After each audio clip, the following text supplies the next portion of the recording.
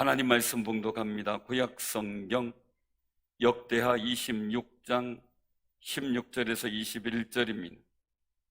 역대하 26장 16절에서부터 21절입니다.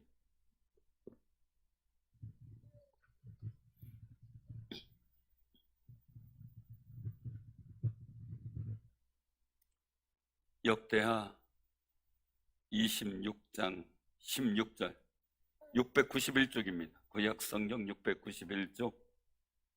자, 우리 교독을 합니다. 역대 26장 16절.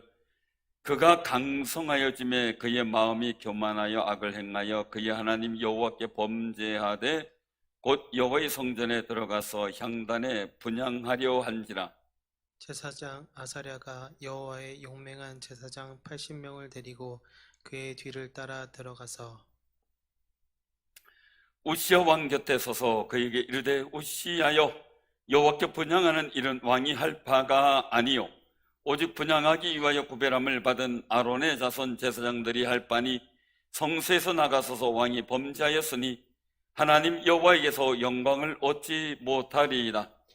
우시야가 손으로 향로를 잡고 분향하려 하다가 화를 내니 그가 제사장에게 화를 낼 때에 여호와의 전 안 향단 곁 제사장들 앞에서 그의 이마에 나병이 생긴지라. 대제사장 아사랴와 모든 제사장이 왕의 이마에 나병이 생겼음을 보고 성전에서 급히 쫓아내고 여호와께서 치심으로 왕도 속히 나가니라. 우시야 왕이 죽는 날까지 나병 환자가 되었고 나병 환자가 되매 여호와의 전에서 끊어져 별궁에 살았으므로 그의 아들 요담이 왕궁을 관리하며 백성을 다스렸더라. 아멘. 오늘 이 말씀을 통해 우리 같이 은혜를 나누고 주의 뜻을 깨닫고자 합니다.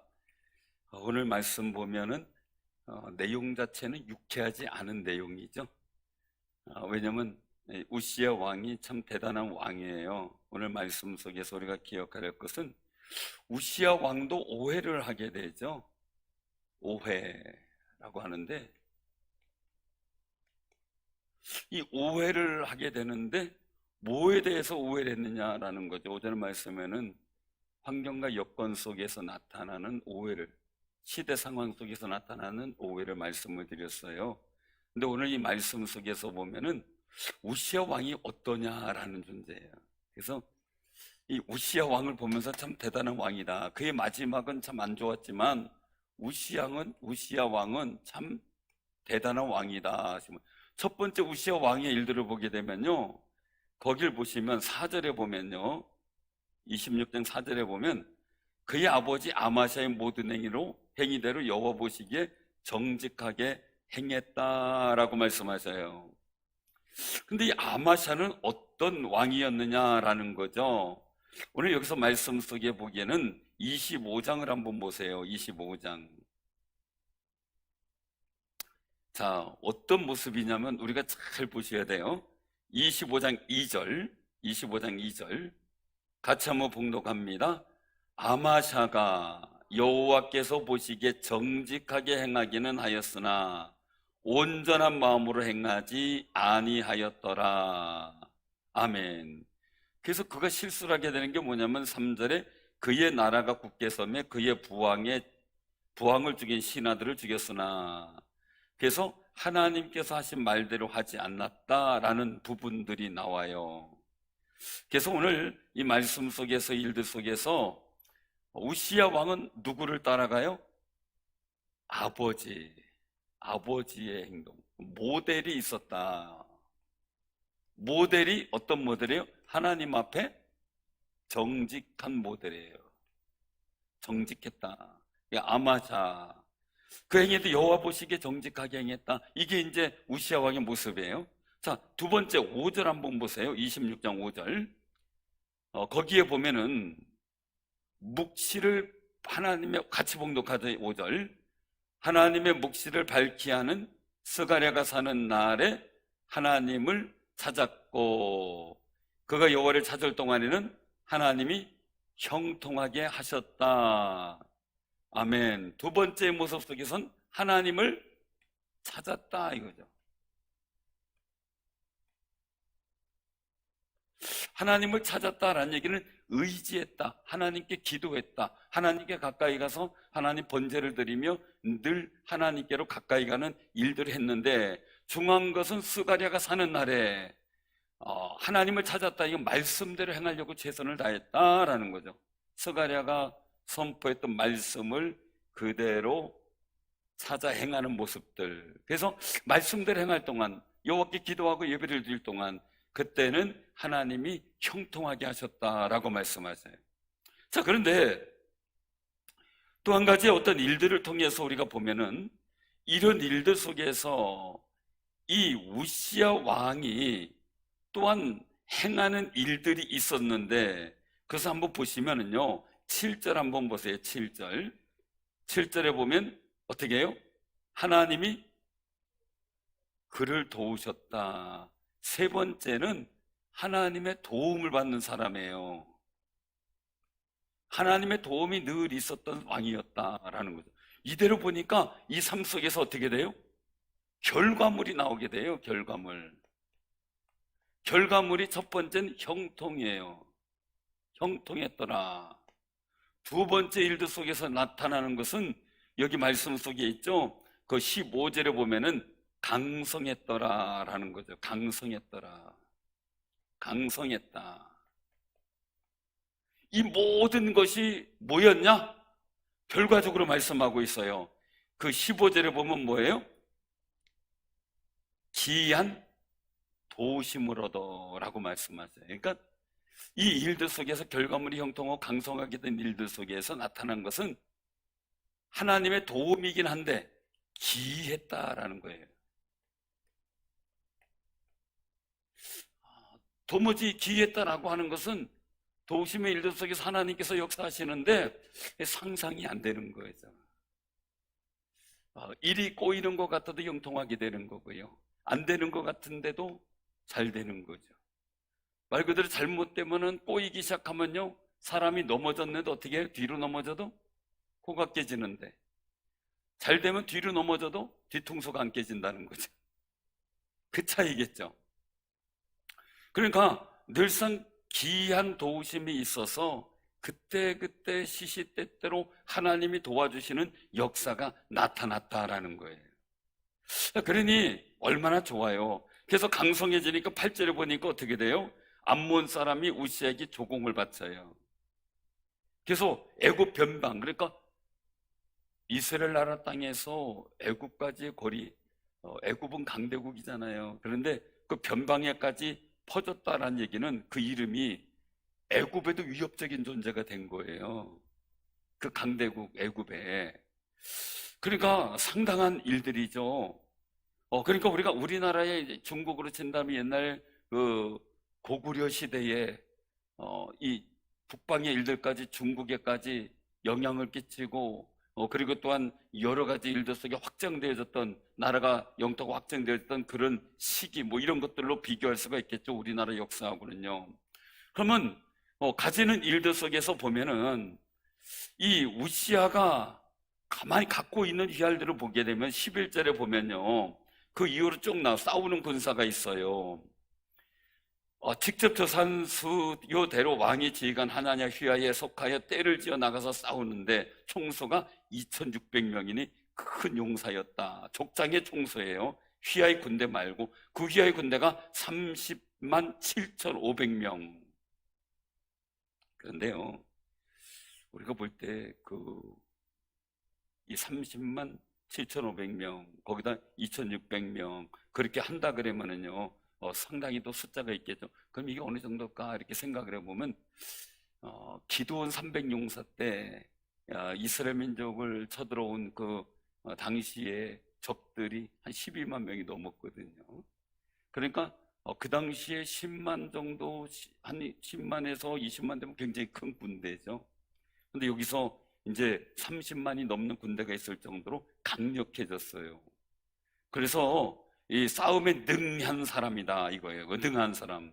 그래서 왕을 도와 적을 치는 그런 역할들을 했다라는 거죠. 그래서 또 한 가지 15절에 보니까 사람들에게 무기를 고안하게 하여 망대와 성곽에도 화살과 큰 돌을 쏘고 던지게 했다. 그러니까 국방력이 강건해졌어요. 근데 항상 이때 잘 될 때 나타나는 게 뭐예요? 교만이죠. 이게 참 문제예요. 우리가 참 중요해야 돼요. 이 결과물이 이렇게 좋은데 오해했다가 말씀을 제가 드린 거예요. 우시아가 오해했다? 그래, 우시아가 오해함으로 교만하게 되는데, 이걸 제가 그냥 한마디로 그냥 보면 자기 착각이다 이렇게 표현하고 싶어요. 자기 착각을 했다라는 거죠. 자기 착각을. 이 도우심과 역사가 결론적으로 볼 때 누구와 도우신 거예요? 하나님의 기이한 도우심이에요. 그는 그냥 모델을 잘 삼았고, 그리고 하나님을 찾는 일, 말씀대로 살려고 하는 일을 열심히 한 것은 사실이지만, 결국 하나님의 도우심이었고 기이한 도우심이 있다는 걸 우리가 인정해야 되겠죠. 우리는 그럼 뭘 잃어버리면 안 되냐면요, 모델도 중요하지만 하나님의 도우심, 기이한 도우심 잃어버리면 안 돼요. 우리 교회도 마찬가지고 여러분의 삶도 마찬가지예요. 하나님의 기이한 도우심을 늘 기억하며 사는 아름다운 삶이 되시길 바랍니다. 그래서 늘상 기억해라. 하나님이 나를 이렇게 도우셨다. 그래서 여기까지 도우셨다. 준비하셨다. 승리하게 하셨다. 이런 그 용어들이 계속 나오는데요, 하나님께서 지금까지 도와주셨으니 앞으로 어떻게 해야 돼요? 더 도와주시겠죠. 승리케 하셨으니 어떻게 해요? 또 다른 승리를 하게 하시겠죠. 하나님께서 준비하신 게 그동안 있었으면 앞으로도 준비하시겠죠. 그러면 가장 중요한 건 그 은혜를 잃어버리지 않는 마인드가 준비돼야 돼요. 근데 사람은 꼭 뭐 때 뭘 몰라요? 개구리죠? 올챙이 시절 생각 못하는 거죠. 이게 문제죠. 그래서 오늘 본문 말씀 속에 16절에 보면 어떻게 돼요? 강성해졌어요. 강성해지면 그의 마음이 교만했다. 자기 착각이 생긴 거예요. 자기 착각이 생겨서 어떻게 돼요? 제사장에게, 자기 왕이에요, 여호와의 성전에 들어가서 평단에 분향을 한 거예요. 제사장이 해야 될 일을 자기가 할 수 있다고 생각을 한 거예요. 선을 넘은 거죠. 선을 넘은 거예요. 그래서 우리가 이 일들을 보면서 어디 보냐면 로마서 한번 12장을 보세요. 신약 성경 256쪽 로마서 12장.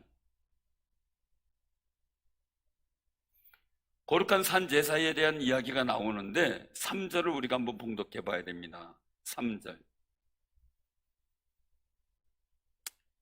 자, 우리 한번 로마서 256쪽, 신약 성경 256쪽, 로마서 12장 3절 같이 한 목소리로 봉독합니다.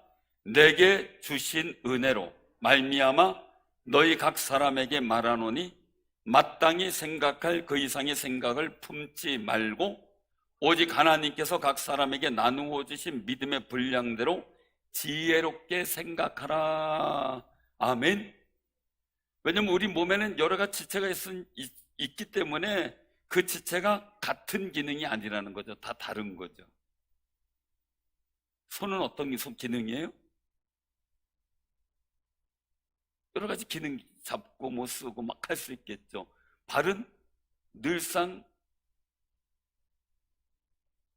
나를 이동시키기도 하고 여러 가지 역할들을 해요. 그런데 그 얘기가 어떤 분이 써놨던 글을 한번 봤어요. 보이지 않았는데 보였다 이거예요. 보이지 않았는데 보였다는 게 뭔가 봤더니 자기는 걸어다니면서 발을 생각하며 씻으면서조차도 새끼발가락이 보이질 않았대요. 어느 한 글에서 본 거예요. 근데 어떻게든 새끼발가락이 다쳤어요. 우리 집사님 중에 한 분도 새끼발가락 다친 분이 있지만 다쳤대요. 근데 그것이 아프고 앓기 시작하는데 그동안 한 번도 눈여겨보지도 않았던 새끼발가락이 그땐 그렇게 크게 보이더래. 그럴만도 하죠. 그죠? 엄지발가락 보이지 누가 새끼발가락 보냐요. 근데 이 새끼발가락을 보게 되면은 다른 게 있어요. 엄지발가락은 걸어다니고 뛰어다니는데 엄지발가락이 없으면 잘 못 뛰더라고요. 엄지발가락이 있어야 힘차게 막 나가요. 새끼발가락은 왜 그럴까요? 몸의 균형을 잡는 데 쓴대요. 이 새끼발가락 없으면 균형을 잘 못 잡는데요. 그래서 별거 아닌 것 같은데 엄청 중요하다는 거죠. 엄청 중요하대요. 어떤 분이 또 그런 글을 써놨더라고요. 그런 거 보면서 사람에겐 다 각자의 필요한 것을 하나님이 주셨는데 각자 요긴한 부분, 만약에요 맨날 너는 먹기만 하냐? 나는 네 입에 자꾸 넣어주기만 하고 나는 뭐냐 이러고선 나 손이 싫어 나 폐업할 거야 하면 어떻게 돼요? 굶겠죠, 그죠? 먹을 때 손도 힘이 나잖아요. 자기 힘도 빠지는 걸 느끼게 되죠. 그 역할이 있는 거죠. 그러니까 자기가 생각할 역할은 자기 은사대로, 자기 역할과 사역대로, 자기의 맡은 분야에 대해서 지혜롭게 생각하라라는 거예요. 그러면 다시 이제 본문으로 돌아와 가지고요. 우리가 기억할 것은 우시야 왕은 뭐예요? 왕으로서의 역할. 그래서 제가 로마서 12장 3절의 말씀을 통해서 한마디로 정리한다면 과대망상증에 걸리면 안 돼요. 제가 그 천목회지에 가 있었을 때 우리 교회가 있는 마을은 어제리예요. 그래서 어제촌, 옛날촌이에요. 근데 그 옆에 강가에 새로운 마을이 하나 좀 번드름하게 잘 들어섰어요. 근데 거기는 신촌이에요. 그래서 새로운 촌이에요. 그래서 거기 보니까 거기 교통도 우리보다 조금 더 낫고 이래가지고 우린 고개 한 두 개를 넘어야 되는데 거기는 더 근접거리가 좋고 물가고 그래서 너무 좋았는데 젊은 사람들도 많이 오고 그랬어요. 그런데 거기에 이제 한번 일이 있어가지고 갔다가 교회 나오는 청년을 만났어요. 그렇게 청년을 만났는데 그 청년이 나를 붙들고 탁 하는 얘기가요. 그때 나이로 볼 때 한 21둘밖에 안 됐을 때예요. 근데 하는 얘기가 내가 누군지 아십니까? 그래요. 청년 내가 잘 모르겠지만 내가 청년에 대해서 뭐라고 묻는다면 할 말은 없는데 그냥 하나님의 자녀요. 그냥 성도라고 난 생각을 해주지. 내 이제 그래서 했더니 나를 우습게 보면 안 된대. 자기가 전도관도 훈련시켰고 노태우도 가르쳤고 자기가 그 사람들이 내 명령 하면 그 사람이 탁탁 움직였다 이거예요. 그 나를 우습게 보지 말래요. 그러면서 생각을 하는데요. 이 사람은 이 나라 대통령을 자기가 다 키운 사람이에요. 나이가 21둘밖에 안 됐는데 그 착각 속에서 살아가요. 아무나 붙들고 그 얘기를 해요. 자기가 뭔지도 모르는 거죠. 근데 더 중요한 거는요. 더 중요한 거 우리가 기억해야 돼요. 내가 가진 사역의 일들도 못하는 것도 바대망상이에요. 왜요? 자기 스스로 재능이 있는데 그걸 발휘하지 않기 때문에 문제가 되는 거죠. 그런데 우시야 왕의 일과의 일들 속에서 뭐냐면요. 자기가 강성해지니까 이제는 왕으로서 존대받고 변방 애국배까지 자기의 명성이 떨쳐지고 그리고 또 나라에 대해서 농사와 포도원을 다스리는 자들 줘서 농사를 너무 좋아해서 농사의 농업 경영도 잘 됐지 국방도 튼튼해졌지 주변의 나라의 조공도 받지 우리가 그냥 볼 때 암몬이라고 하는 나라가 작은 나라가 아니에요. 그 당시에 힘 있는 나라인데도 조공을 바치는 역할이 됐어요. 그러니 얼마나 마음속에 자부심이 있겠어요. 그럼 그 정도 선에서 하나님께 영광을 돌려야 돼요. 그런데 와가지고 우시야 왕이 내가 이제 제사장이 하는 역할도 해보겠다고 덤비다가 문제가 생긴 거죠. 왜요? 자기의 역할과 권한의 역사를 넘어서요. 우리 꼭 기억하시기 바랍니다. 저는 이제 기도하면서 그 생각을 해요. 이제까지 역대의 어떤 나라들도 물론 더 극악한 나라들도 있었지만 종교에 관해서는 깊이 관여 안 했어요. 이제까지 어느 정도 때도 교회가 경찰력이나 이런 게 들어온 적이 거의 없었어요. 그런데 이제 그런 일들이 막 생겨나는 그런 일들을 보게 될 때 교회가 할 일이 있고요. 교회가 할 일이 있고 옛날서부터 그런 게 있죠. 종교가 할 일이 있고 나라가 할 일이 있어요. 근데 우리는 교회로서의 역할을 해야 돼요. 근데 그 교회로서의 역할을 하지 못하는 것도 가대망상이에요. 스스로 스스로 나약해져 가지고 아무것도 못하는 상황이 되는 거죠.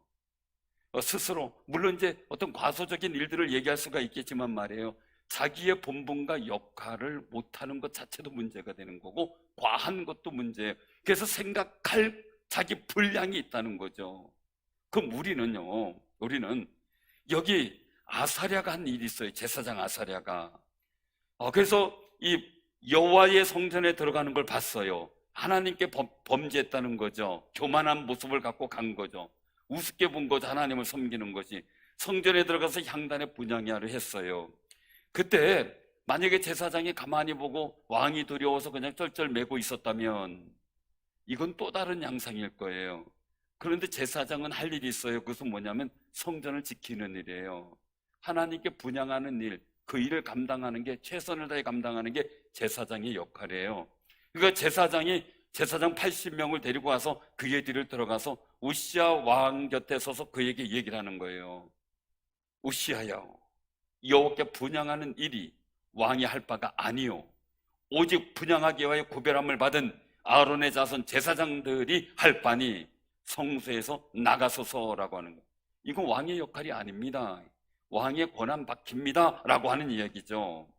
그런데 이 일들 속에서 하나님 여호와께서 영광을 얻지 못합니다. 그 하는 일이 하나님의 영광을 얻지 못했다 이 얘기예요. 그러면은요, 우시야가 이 일들을 통해서 하나님께 영광을 돌려야 되는 거예요. 하나님께 영광이 돼요. 그런데 자기 착각이 이루어졌다는 얘기는 자기 영광을 찾았다는 거예요. 자기 영광. 그래서 제사장이 하는 걸 보니까 자기도 할 것 같으니까 뭐 이 정도는 해야 되겠다라고 생각을 한 거죠. 그러다가 보니까 하나님의 영광을 얻지 못한 거지 되고요. 근데 거기서 그러면 아차 실수했습니다 하고 엎드려 회개하든지 아니면 후에 나병이 걸려가지고 제사장들의 손에 의해서 밀려날 때 그때 정말 엎드려 성전에서 회개했든지 그게 없었어요. 그래가지고 나병 환자가 되면 여호와의 전에서 끊어져 별궁에 살았다는 거죠. 어떻게 해요? 이제는 섭정을 할 수밖에 없는 여건이 된 거예요. 자기의 행적의 일들 속에서는 하나님 앞에 회개했다는 것도 없고 하나님을 찾았다는 것도 없고. 왜요? 스가랴가 사는 날 동안 하나님 찾았는데 이 당시의 상황은 스가랴가 죽었을 수도 있고요, 아니면 역사 안 할 수도 있었던 거죠.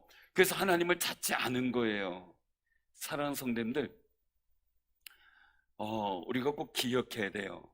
교회 역할은 교회 역할을 강하게 해야 돼요. 저도 담임 목사로서 여러분들 축복하고 여러분들을 위해서 정말 소망의 비전과 일들에서 말씀을 선포하고 기도해주는 역할을 제가 포기하면 안 돼요. 그러니까 힘들고 어려운 가정 속에서도 가능하면 여러분들을 위해서 말씀 전하고 축복하려고 노력하는 거예요. 신방을 하면서도. 왜? 그게 제 역할이기 때문에. 근데 그걸 안 한다? 직무유기죠. 제 스스로. 그러니까 최선을 다해서 그 일을 찾고 하려고 하는 거예요. 그러면 나라의 어떤 예배를 못 드린다? 그럼 가만히 있는다. 어떤 나라의 현상과 환경 때문에 예배를 못 드린다? 그럼 가만히 있는다? 그것도 직무유기죠. 오늘 아사랴는요, 정말 왕이 교만하고 자만한 상황 속에서 하나님의 영광이 그에게 나타나지 않았으면요, 왕에게 의해서 죽을 수도 있어요. 왜냐하면 사울왕 때 죽었잖아요. 제사장이 다윗을 도와줬다는 것, 그 한 가지 이유로 말이죠. 그런데 담대하게 하나님의 그 거룩한 구별했다 이거예요. 오직 분향하기 위하여 구별함을 받은 18절에요. 아론의 자손 제사장들이 할 바니 성소에서 나가서서 분명하게 구별할 것을 얘기를 해요. 이게 아론 제사장의 아사랴의 역할이었던 거죠. 아사랴는 죽음을 무릅쓰고도요, 어떤 위험을 무릅쓰고도 자기 제사장 역할을 하고 가요. 그런데 우시야 왕은 자만해서 자기 해석을 잘못한 거죠. 그래서 왕으로서 이거 할 수 있다고 착각하다가 보니까 결국 그 일을 밀어붙이다가 하나님의 진노를 받게 되는 역사가 나타나는 거죠. 하나님이 치는 거죠. 그런데 놀라운 것은요, 우리가 이 일들 속에서 왜 이 말씀이 중요하냐면요, 그동안 수많은 세월 속에서 이 역대상하나 열왕기 상하의 일들 보면 이게 한두 번이 아니었다는 거죠. 그런데 중요하게 여기서 아사리의 역할이 분명하게 나타났고요, 그 일들 속에 하나님의 영광이 나타내 보였어요. 그거 우리도 기억해야 돼요. 우리는 기도하고 예배하는 우리 역할을 해야 되는 거예요. 그런데 우리 스스로 약해져가지고 내 스스로를 과대망상이지 아니면 가소평가를 해가지고요, 내가 하는 역할이 위축되고 축소가 되고, 그리고 우리가 마땅히 지켜야 될 거룩한 일들의 구별을 하지 못하고 내 역할을 하지 못한다면 하나님도 영광을 나타내실 수가 없어요. 우시아가 잘못한 것이 있지만 말이에요, 그 속에서 분명히 잘못한 것에 대해서 분명한 지적을 하고 이야기를 해줄 때, 거기서 만약에 우시아가 회개를 하고 하나님 잘못했습니다 하고 정말 다윗처럼 눈물로 침상을 적시는 회개가 이루어졌다면 또 다른 반전이 있었겠죠. 그런데 그는 끝까지 자기가 왕으로서의 역할에 분수가 지나도록 말이에요, 그 한 것에 대해서 인정하지 않았다는 게 아쉬움으로 남아요. 그래서 오늘 23절에 보면요, 조상들과 함께 누움에 그는 나병 환자라 왕들의 묘실에 접한 땅, 조상들 곁에 했지 왕실의 무덤에도 들어가지도 못했어요. 안타까운 거죠. 오늘날 우리로 얘기를 한다면요, 우리가 자칫 잘못해서 하나님의 영광된 역사를 감당하지 못한다면 난 천국에 들어가지 못할까, 하나님의 영광을 나타내는 일에 내가 제외가 될까 염려하고 걱정스러운 거죠. 사랑하는 성도님들, 우리는요, 우리의 역할과 내가 그리스도인으로서, 하나님의 백성으로서, 그리고 교회 교인으로서 내 역할과 그리고 내가 해야 될 사명이 무엇인지 분명하게 알고요, 그 거룩한 사명을 놓치지 않고요, 그다음 그 사명의 위협이 있고 제한이 있을지라도 당당하게 거기서 구별함을 받은 그 역사를 우리가 고백하며 하나님 앞에 우리가 감당해 나갈 때 하나님께서 주시는 영광된 역사를 우리를 통해서 보여주실 줄로 믿으시기를 바랍니다. 이 우시아 왕이 아쉬운 게 그거예요. 자기 해석을 잘못했어요. 자기를 오해한 거지. 우리는 나 자신을 오해하지 말아야 돼요. 우리의 진실은 뭐예요? 하나님의 백성이에요. 예수 그리스도로 말미암아 제사함을 받은 하나님의 백성이요, 자녀요, 천국 백성이에요. 우리는 거룩한 찬양과 기도와 예배하는 것이 우리가 구별해야 될 거룩한 사명이고, 우리는 그 입장에서 지금의 상황들을 해석하고 오해하지 말아야 된다는 거죠. 그래서 정말 하나님 앞에 복된 역사 속에 우리는 이 일들이 우리에게 이루어지길 원하는 거죠. 우리는요, 여러 가지 상황들을 볼 수 있어요. 근데 모델을 어디로 잡느냐가 중요하죠.